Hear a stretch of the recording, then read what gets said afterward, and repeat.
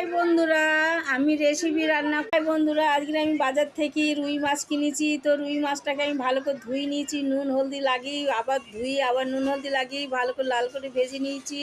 এবার রেসিপিটা রান্না করবো, তো আপনারা সাথে থাকুন।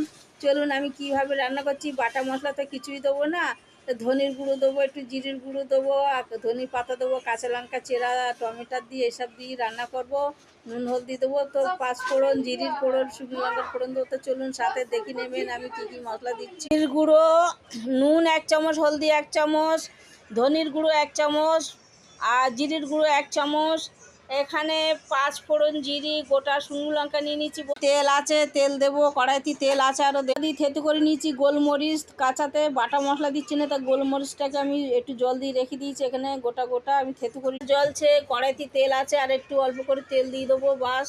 এখানে আমি মাছ ভেজে, এখানে আমার লাল লাল করে মাছ ভাজা হয়ে গেছে, আপনারা দেখতে পাচ্ছেন। ভাত রান্না হয়ে গেছে, এই যে আমি ঢেকে রেখে দিলাম।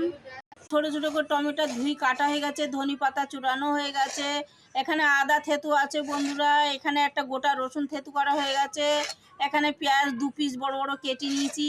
এখানে অনেকগুলো কাঁচা লঙ্কা নিয়ে নিয়েছি বন্ধুরা। সব এইগুলো মাছের ঝোলে আমি দেবো, তো আপনারা দেখতে থাকুন। আমার ঢেকে রাখবো যাতে মাছি না। আমার ধোয়া হয়ে গেছে, অনেক 4-5 জলে আমি ধুয়ে নিয়েছি ভালো করে ছাপ। এখানে আমার গ্যাস জ্বলছে, তেল গরম হয়ে গেছে, ধোঁয়া হচ্ছে, তো 1 চামচ নুন দিয়ে দিলাম, ফোড়ন দিয়ে দিচ্ছি একসাথে দিয়ে দিয়েছি। এবার আলুটা দিয়ে দেবো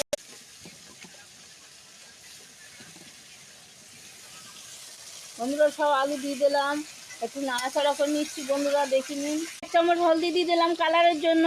নুন হলদি দেওয়া হয়ে গেছে, তো একবার নাড়াচাড়া করে নিচ্ছি বন্ধুরা। রসুনটা উঠিয়ে নিলাম, রসুন দিয়ে দিলাম, থেতুটা নিয়ে নিচ্ছি, আদা থেতু দিয়ে দিলাম, পেঁয়াজ চুরনিটা নিয়ে নিলাম, এটাও দিয়ে দিলাম বন্ধুরা। সব একসাথে নাড়াচাড়া হবে, ভাজা হয়ে যাবে। একটু পেঁয়াজ রসুন দেওয়ার পরে একটু নাড়াচাড়া করে নেবো, ভালো করে ভাজবো, একটু লাল ভালো করে নাড়াচাড়া করে নিয়েছি। দেখুন লাল হয়ে গেছে আমার ভাজা পুরো। এবার টমেটো আর কাঁচা লঙ্কা চেরাটা ঢেলে দিলাম, একটু নাড়াচাড়া করে নেবো।